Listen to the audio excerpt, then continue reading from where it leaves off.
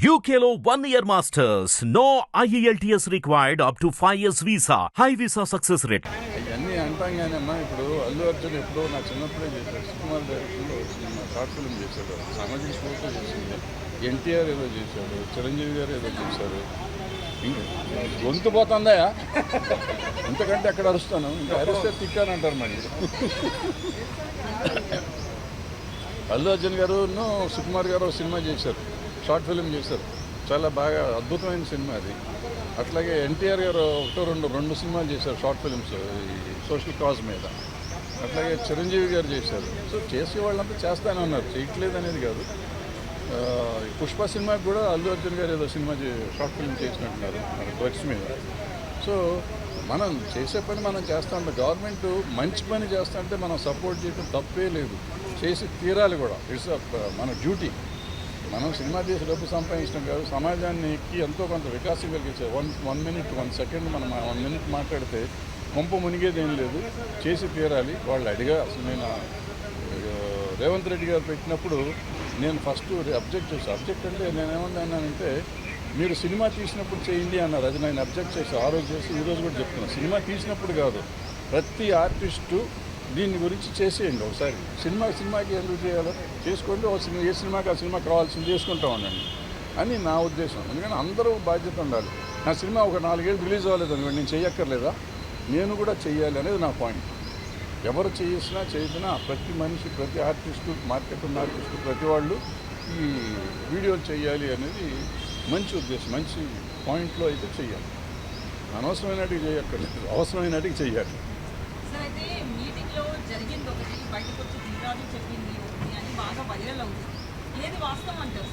నేను వెళ్ళలేదు కదా, నాకెట్లా వాస్తవం తెలుస్తుంది. వాళ్ళంతా హ్యాపీగా ఉన్నామని చెప్పారు. బెస్ట్ మీటింగ్ అన్నారు. అంటే ఎజెండా లేని మీటింగ్ కాబట్టి డెఫినెట్గా బెస్ట్ మీటింగ్ అవుతుంది. ఎందుకంటే వీళ్ళకి ఒక పాయింట్ లేదు, వాళ్ళకి ఒక పాయింట్ లేదు. వాళ్ళు కొన్ని మంచి విషయాలు చెప్పారు, వీళ్ళు కొన్ని మంచి విషయాలు చెప్పారు కాబట్టి అద్భుతమైన మీటింగ్ అది. ఎవ్వరికి ఏ రకమైన బాధ లేకుండా జరిగింది, అద్భుతంగా జరిగింది. అయితే సీఎం గారు మాట్లాడుతూ 8 సార్లు మా దగ్గరికి వచ్చారు సినిమాల కోసం, మేము రేట్లు పెంచాము మేము గవర్నమెంట్ ఫామ్ అయిన తర్వాత, కానీ మీ నుంచి మాకు రిటర్న్ ఏం లేదు. కాదు, అది కాదు. ఏమన్నారంటే నాబోటి పని లేని వాళ్ళు కొంతమంది లంచం తీసుకుని టికెట్ రేట్లు పెంచారు అని చెప్పారు అని మీడియాలో ఎక్కడో చెప్పారు. చెప్తే ఆయన 8 జీవోలు వేసి ఈ 8 జీవోల్లో ఎవరు ఇచ్చారో నాకు చూపించండి అని అడిగారు. నాకు తెలిసింది ఇది. సో ఎవరు ఇవ్వలేదు కాబట్టి అందరూ నోరు మూసి కూర్చున్నారు.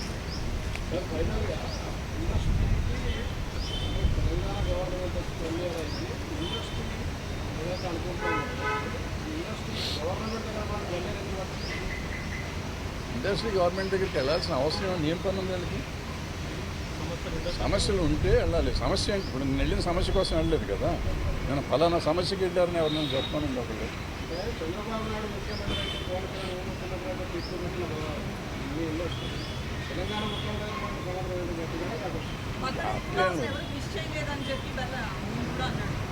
అమ్మ ఎప్పుడు ఎవరిని విష్ చేయమమ్మా. ఇప్పుడు ఊరికి అనవసరంగా వాళ్ళకి చేశారు, వీళ్ళకి చేశారు, వీళ్ళకి చేయలేదు, వాళ్ళకి చేయలేదు మనం అంటే.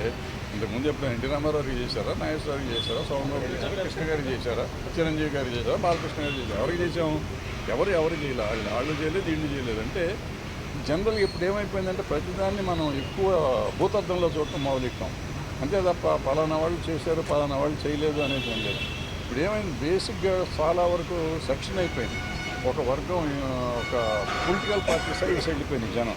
సో నేను ఒక పొలిటికల్ పార్టీలో ఉన్నాను అనుకోండి, మా నాయకుడికి నేను హ్యాపీ బర్త్డే చెప్తాను. ఇక్కడ ఈ పార్టీ ఉండి ఇక్కడ చెప్తూ ఉంటారు. ఇప్పుడు ఈయనకి కావాల్సిన వాళ్ళు వీళ్ళకి చెప్తారు, వాళ్ళకి కావాల్సిన వాళ్ళు చెప్తూ ఉంటారు. అంతే తప్ప అందరూ చెప్పారు ఇది ఇండస్ట్రీ అనుకుంటే కాదు.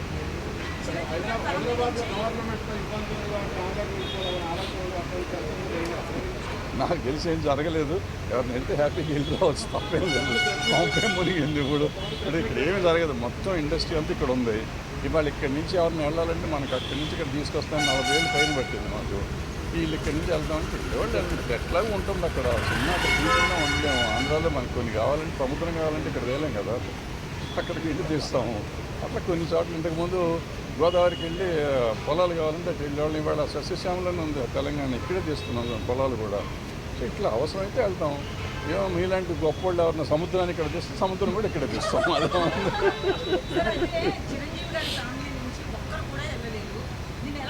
అంటారు సార్ రాజకీయంగా ఎలాగో చూడక్కర్లేదమ్మా, నాకంటే గొప్ప వాళ్ళు నేను వెళ్ళలేదు కానీ లేదు ఏం లేదు.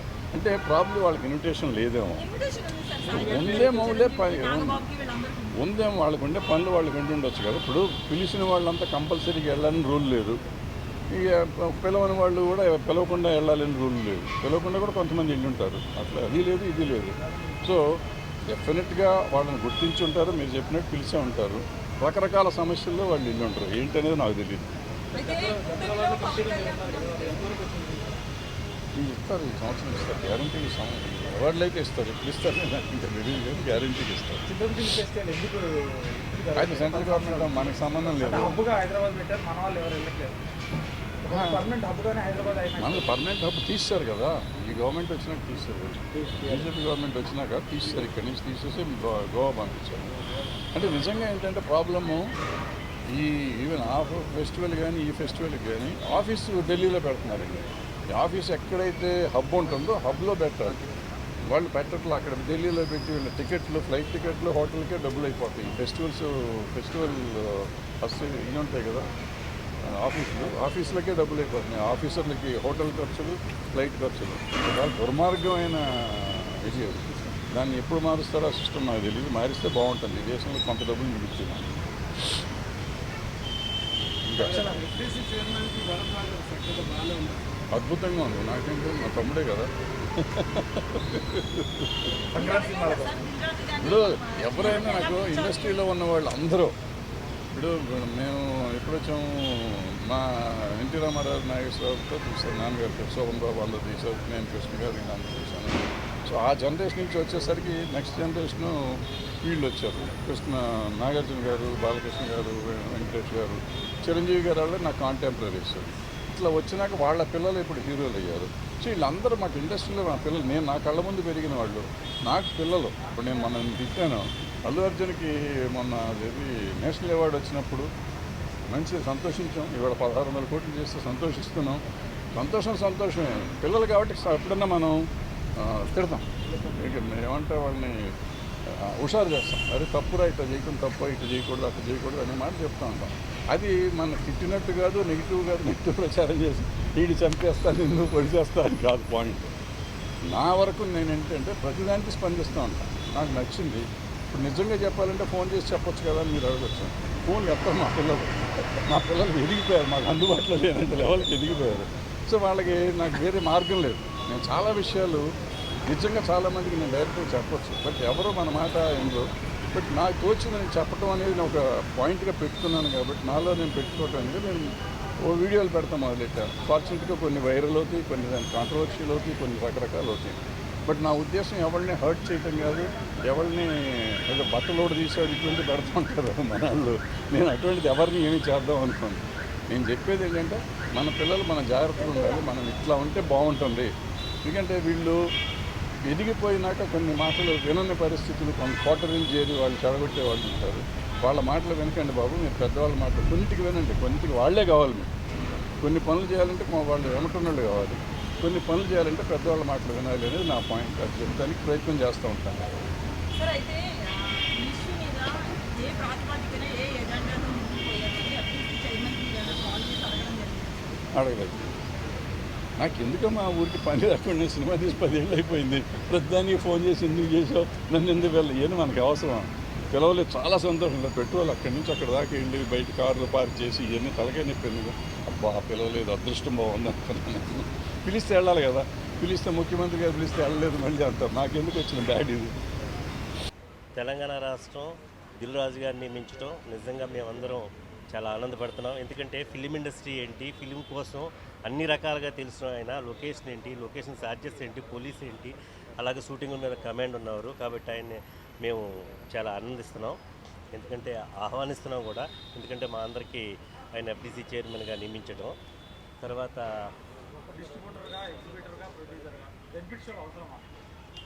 అంటే బెనిఫిట్ షోలు అవసరమా అంటే అవసరమే.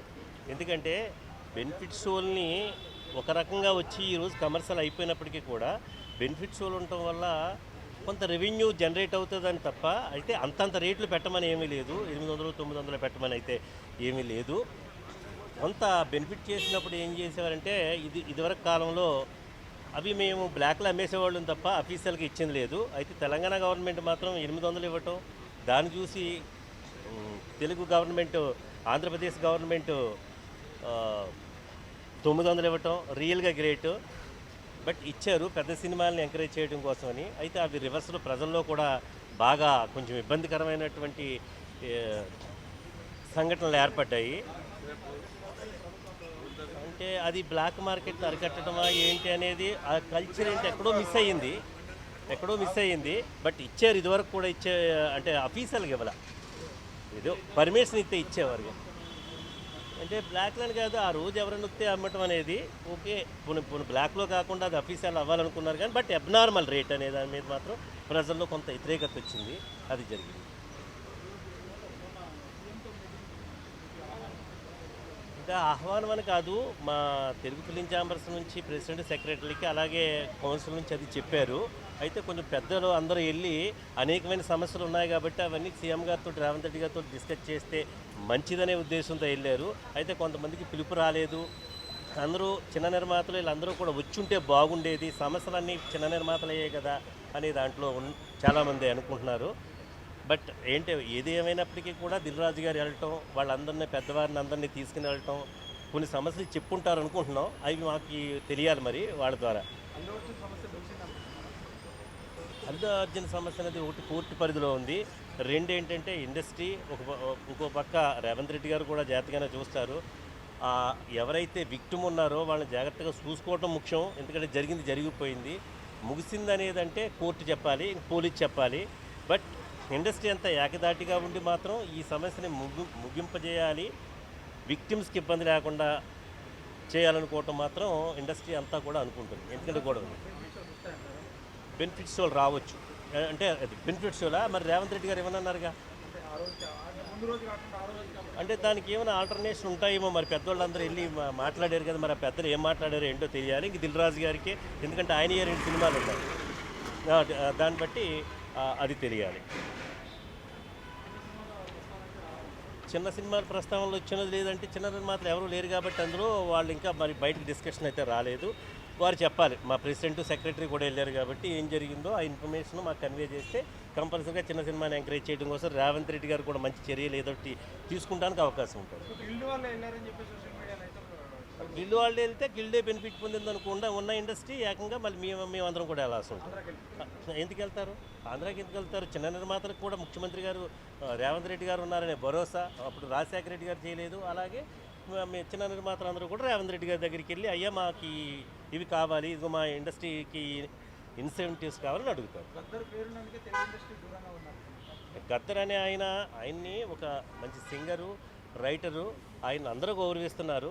అని తెలుగు ఇండస్ట్రీ ఎందుకు దూరంగా ఉంటుంది? ఆయన ఆదరిస్తుంది. కానీ హిట్ టీవీ యాప్ ని డౌన్లోడ్ చేసుకోండి. ఇందులో short news, live news, entertainment movies అన్ని అవైలబుల్ గా ఉన్నాయి. Please download hit TV app. Hit TV app ని ఫ్రీగా డౌన్లోడ్ చేసుకోండి.